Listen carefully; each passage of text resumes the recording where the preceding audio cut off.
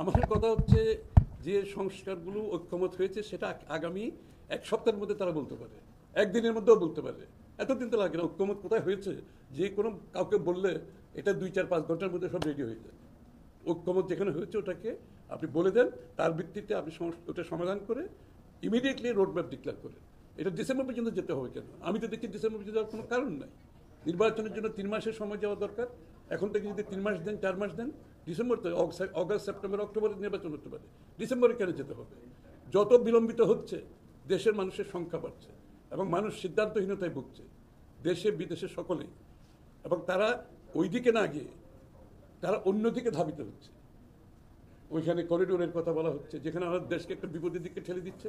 এটা কোনো তাদের দায়িত্বে পড়ে না। এটা তো নির্বাচিত সরকার সিদ্ধান্ত নিতে হবে সমস্ত রাজনৈতিক শক্তির সাথে আলাপ আলোচনা করে। ওদিকে বিনিয়োগ সম্মেলন করছে, রাইট ডিসিশন এট এ রং টাইম। তো তাদের দায়িত্বের মধ্যে পড়ে নাই। এগুলো কী জন্য তারা এদিকে সময় নষ্ট করছে এবং এগুলো দেখিয়ে তারা কি বোঝাতে চাচ্ছে? যেটা কোন পোর্ট হ্যান্ড ওভার করছে, এই সমস্ত সিদ্ধান্তে তারা কি বোঝাতে চাচ্ছে? তাদেরকে এই ম্যান্ডেট কে দিয়েছে?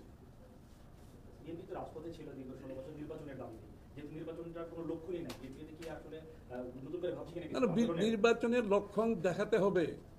নির্বাচন সম্বন্ধে যদি সিদ্ধান্তহীনতায় ভোগে, তাহলে বাংলাদেশের মানুষ যেই নির্বাচনের জন্য, যেই গণতন্ত্রের জন্য, যেই মালিকানার জন্য এত ত্যাগ স্বীকার করেছে, এটা তো বৃথা যেতে পারবে না।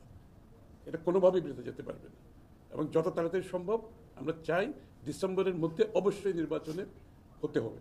আমি তো ডিসেম্বর পর্যন্ত যাওয়ার কোনো প্রয়োজনীয়তা মনে করছি না। ইমিডিয়েটলি যেখানে ঐক্যমত হয়েছে এটা ডিক্লেয়ার করে আপনি নির্বাচনের দিনক্ষণ দেন। এটা অগাস্ট, সেপ্টেম্বর যে কোনো সময় হতে পারে। ডিসেম্বর পর্যন্ত যেতে হবে কি জন্য?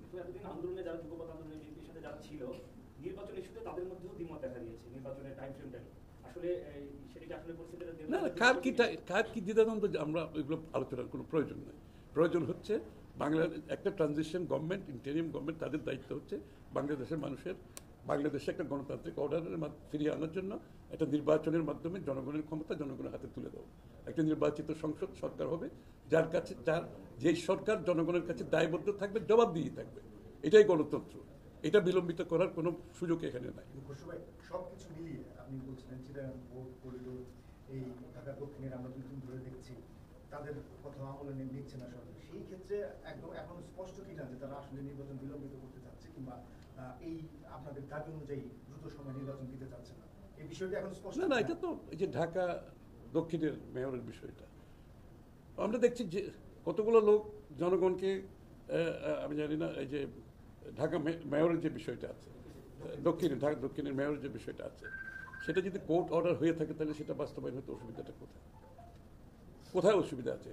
তো আইনের শাসনের কথা যদি আমি বলি, তাহলে এটাকে আইনের শাসনের ব্যর্থ হচ্ছে না? কত লোককে আমরা প্রতিনিয়ত দেখতে পাচ্ছি দায়িত্ব নিচ্ছে। এদের সাথে জনগণের কি সম্পর্ক আছে? এরা জনগণের দরদ কি বুঝবে? জনগণের সাথে এদের কোনো সম্পর্ক নাই। প্রতিনিয়ত দায়িত্ব নিচ্ছে, সব ইম্পোর্টেড, আমদানি। এদের সাথে বাংলাদেশের জনগণের কি সম্পর্ক আছে? যারা বাংলাদেশের জনগণের জন্য লড়েছে, বাংলাদেশের জনগণের জন্য ত্যাগ স্বীকার করেছে, বাংলাদেশের জনগণই যাদের রাজনীতি, তারা দায়িত্ব পাবে না। অথচ দেখা যাচ্ছে বিভিন্ন ধরনের লোক প্রতিনিয়ত দায়িত্ব নেওয়া হচ্ছে। মানে এরা কারা? হঠাৎ করে এসে বাংলাদেশের দায়িত্ব নিচ্ছে। এরা কি বাংলাদেশের আগামীর বাংলাদেশের সব সিদ্ধান্ত তাদের হাতে কে তুলে দিয়েছে? কে বলেছে তারা বাংলাদেশের আগামী দিনের দায়িত্ব, বাংলাদেশ কোথায় যাবে? এটা বাংলাদেশের জনগণের সিদ্ধান্ত। এই সিদ্ধান্ত হবে গণতান্ত্রিক প্রক্রিয়ার মাধ্যমে। এবং সংস্কার প্রস্তাব যতগুলো আছে, এটা গণতান্ত্রিকভাবে সিদ্ধান্তগুলো আসতে হবে। কারো ব্যক্তিগত এজেন্ডা বাস্তবায়নের জন্য তো আমরা সংস্কার দেখতে চাচ্ছি না। এটা গণতান্ত্রিক প্রক্রিয়ার মাধ্যমে জনগণ যেভাবে চায় সেভাবেই সংস্কার হবে, সেভাবে বাংলাদেশের আগামীর বাংলাদেশ চলবে। কোনো ব্যক্তি কিংবা কোনো গোষ্ঠীর এই মালিকানা বাংলাদেশের মানুষ তো দেয় না। বাংলাদেশের মানুষ তার মালিকানা ফিরে চায়, তার নির্বাচিত সরকার চায়, নির্বাচিত সংসদ চায়। না, এখানে আওয়ামী লীগ বিএনপির ব্যাপার না। আমরা সদস্য সংগ্রহ করতে যাচ্ছি। আমরা পরিষ্কারভাবে বলেছি সেই কোন দলের, এটা আমার বিবেচনা। আমার কথা হচ্ছে তার বিরুদ্ধে সেই কি বিগত দিনে কোনো বিগত সরকারের যে কার্যক্রমগুলো করেছে, যে নির্যাতন জুলুম করেছে, যে লুটপাট করেছে, স্থানীয়ভাবে জনগণের উপর নিপীড়ন নির্যাতন করেছে, এবং অথবা স্থানীয়ভাবে সে কোনো দুর্নীতিবাজ হিসেবে, দখলদার হিসেবে, সবগুলো বলা হয়েছে। তার কোনো এরকম পরিচিতি আছে নাকি? সামাজিকভাবে তার কোনো গ্রহণযোগ্যতার সমস্যা আছে কিনা? এগুলো বিবেচনা করে আমরা আমাদের করবো, কি বলো, সদস্য সংগ্রহ করবো। এবং এটাই আমাদের ক্রাইটেরিয়া। এবং এই ক্রাইটেরিয়া আমরা কোনো দল সেন্ট্রিক কিংবা এটা কিছু না, এই ক্রাইটেরিয়ার মধ্যে যারা পড়বে তারা আমাদের সদস্য হতে পারবে। আমরা আশা করছি এখানে আন্দোলনের কথাটা শুনেন, আমরা বাংলাদেশে এই ফ্যাসিস্ট সরকারকে বিদায় করে, স্বৈরাচারকে বিদায় করে আমরা বাংলাদেশে একটা সহনশীল, স্থিতিশীল, সহ অবস্থানের একটা রাজনীতি করতে চাই। বিএনপি হচ্ছে এদিকে চলছে। আমরা সহনশীল একটা রাজনীতি, একে অপরের মতামতের প্রতি শ্রদ্ধাশীল রেখে থেকে ভিন্নমত পোষণ করার রাজনীতি করতে চাই। সাংঘর্ষিক কোনো রাজনীতি আমরা বাংলাদেশে করতে চাই না। আমরা বাংলাদেশকে একটি স্থিতিশীল রাষ্ট্র হিসেবে দেখতে চাই। ক্ষমতার হস্তান্তর শান্তিপূর্ণভাবে হওয়ার যে রাজনীতি, সেই রাজনীতি আমরা দেখতে চাই। সুতরাং যারা বিভিন্নভাবে এটাকে অন্যদিকে নিয়ে যেতে চাচ্ছে, আমরা তার বিরোধিতা করব। আমরা বাংলাদেশে একটি সহনশীল, পরস্পরের প্রতি সম্মানবোধ রেখে ভিন্নমত হয়েও আমরা যাতে একটা বাংলাদেশের নতুন রাজনৈতিক সংস্কৃতি চালু করতে পারি। বিএনপি সেদিকে যাচ্ছে। বাংলাদেশের মানুষ সাংঘর্ষিক রাজনীতি দেখতে চায় না। বাংলাদেশের মানুষ মবক্রেসি দেখতে চায় না। বাংলাদেশের মানুষ ডিকটেটেড কোনো সিদ্ধান্ত দেখতে চায় না। বাংলাদেশের মানুষ চায় জনগণের যে সিদ্ধান্ত সেটা আমার সরকার সেটা বাস্তবায়ন করা এবং জনগণকে ক্ষমতায়ন করা, জনগণের মালিকানা ফিরিয়ে দেওয়া। এখানে কোনো ব্যক্তি গোষ্ঠী ডিকটেট করে বাংলাদেশের আগামী দিনের সিদ্ধান্ত নেবে, সেটা বাংলাদেশের মানুষ চায় না। আমরা একটা সহনশীল, পরস্পরের প্রতি সম্মানবোধ রেখে ভিন্নমত পোষণ করেও একটা নতুন সংস্কৃতি চালু করবে। কেন বাংলাদেশে ইন্টারিম গভর্নমেন্ট না হলে তো কেয়ারটেকার গভর্নমেন্ট তো বিগত দিনে হয়েছে, তাও তো সকলের আস্থার ভিত্তিতে হয়েছে। তাদের কাজটা সঠিকভাবে করে চলে গেছে, তাই না?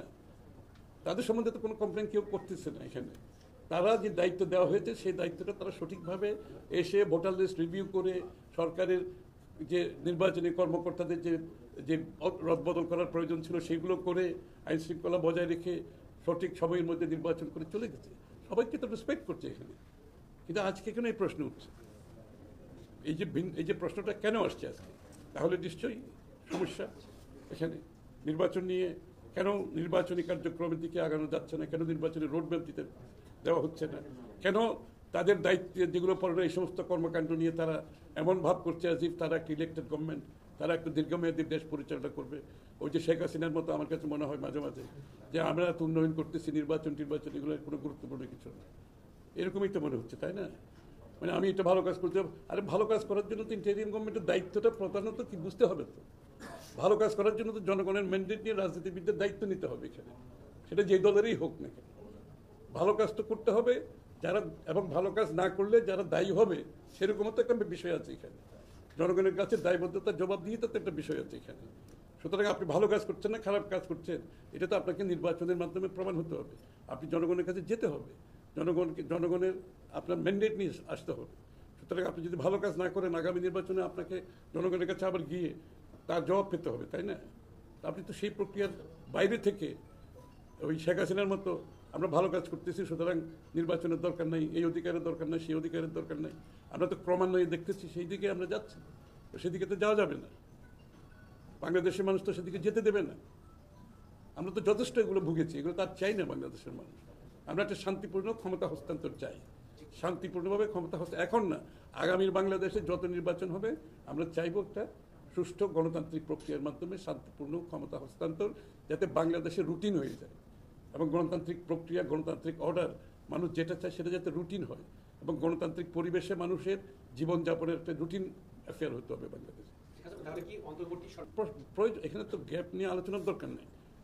ইমিডিয়েটলি যেটা দরকার, যেটা হচ্ছে যার জন্য এত মানুষ জীবন দিয়েছে, ত্যাগ স্বীকার করেছে, সেটা হচ্ছে বাংলাদেশে একটি গণতান্ত্রিক অর্ডার ফিরিয়ে আনা, একটা জবাবদিহি সরকার, দায়বদ্ধ সরকার। তো সেই জায়গাটা বিলম্বিত হলে স্বাভাবিকভাবে অনেক প্রশ্ন আসবে, এবং নাইলে এই কথাগুলো আমাদের কেন বলতে হচ্ছে? আমরা তো এই কথাগুলো বলতে চাইনি, আমরা এই কথাগুলো তো এতদিন বলি নাই। এই যে কথাগুলো বলতে বাধ্য হচ্ছে কেন?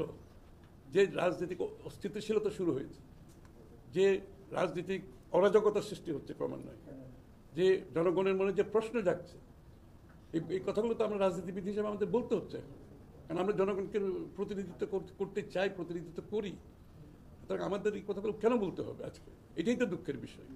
এবং যে কনফিডেন্স নিয়ে আমরা সবাই সমর্থন করেছি, আমরা এখনো মনে করি তারা সেদিকে যেতে পারে। এই কথাগুলো বলছি এই কারণে, তারা সেদিকে যেতে পারে এখনো। সেই আস্থা ফিরিয়ে আনার এখনো সুযোগ আছে, তো আস্থা ফিরিয়ে আনার সুযোগ এখনো আছে। এবং আস্থা যেটা হারাচ্ছে, এটা তো সবার জন্য দুর্ভাগ্যজনক, দেশের জন্য দুর্ভাগ্যজনক।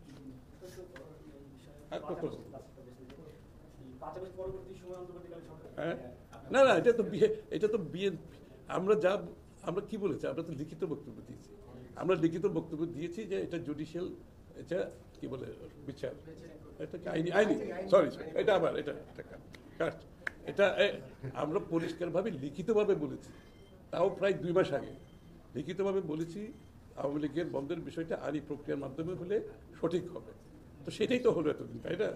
এতদিন পরে সেটাই হলো, কিন্তু সেটার জন্য যে ড্রামা করার তো দরকার ছিল না, যে প্রধান উপদেষ্টার বাসা ঘেরাও করা বা অফিস ঘেরাও করা, তারপরে শাহবাগ রাস্তাঘাট বন্ধ করে দেওয়া, এই যে ড্রামার মাধ্যমে এটা কেন করতে হবে? এটা তো আমরা লিখিত দিয়েছি, তো এইটাই যেটা আমরা দিয়েছি ওইটাই তো হলো। তো ওইটা তো তখন ডেকে সবাইকে মিলে এই কাজটা তখনও তো করা যেত। এই যে বিষয়গুলো কেন হচ্ছে, এই যে মানুষের মনে কেন প্রশ্ন যাচ্ছে, যে জিনিসটা আমরা লিখিত দিয়েছি সেটা সবাই সাথে আলোচনা করে সমাধান এমনিই হতে পারে, কিন্তু এই যে ড্রামা ক্রিয়েট করা হচ্ছে, তো এইটা তো অনেকগুলো প্রশ্ন জাগে এখন মানুষের মনে, তাই না? কেন হচ্ছে এই বিষয়টা?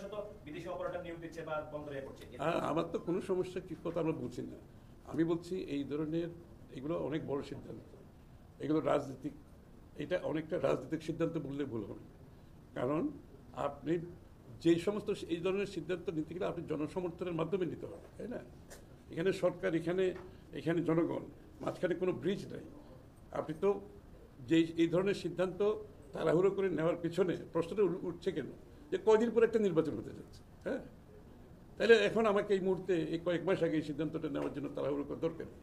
আর এগুলো তো রাজনৈতিক সিদ্ধান্ত বলতে গেলে, এবং একটা রাজনৈতিক সরকার যেখানে আসবে তারা তো এই সিদ্ধান্ত তাদেরকে নিতে হবে রাজনৈতিক প্রক্রিয়ার মাধ্যমে এটা সিদ্ধান্ত হতে হবে। এটা তো আমি একটা কথা বলে দিলাম আর হয়ে গেলে এরকম তো কিছু না। এটা ভালো মন্দের কোথাও আসছে না তো, এটা পলিটিক্যাল একটা ডিসিশন, এটা অনেক বড় একটা ডিসিশন। এবং এটার জন্য তো আমাকে এখানেও তো একটা রাজনৈতিকভাবে আমাকে কি বলে একটা ঐক্যমতের বিষয় আছে। তো এখানে অনেক এইগুলোর সাথে অনেক কিছু জড়িত আছে। এটা খালি তো একটা বিনিয়োগের ব্যাপার না, এটার সাথে অনেক কিছু জড়িত আছে, আমি বিস্তারিত এখন বলছি না।